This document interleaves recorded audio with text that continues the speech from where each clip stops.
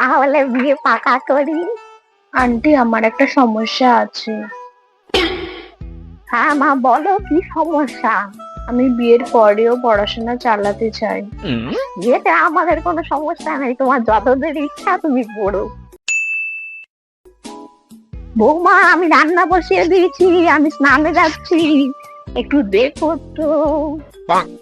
মা, আমি তো একটু পড়ছি, তাই এখন যেতে পারবো না। ও, কি যে বলি তোরে। বৌমা, ছাদ দিয়ে একটু জামা কাপড় গুলো তুলে আনবে। মা, আমি পড়ছি। বৌমা, ও, তুমি পড়ছো বুঝি? হ্যাঁ মা, পড়ছি।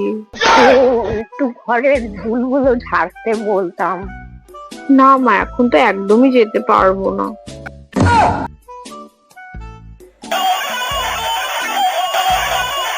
ও, এই পড়া হচ্ছে বুঝি? ভালো। না মানে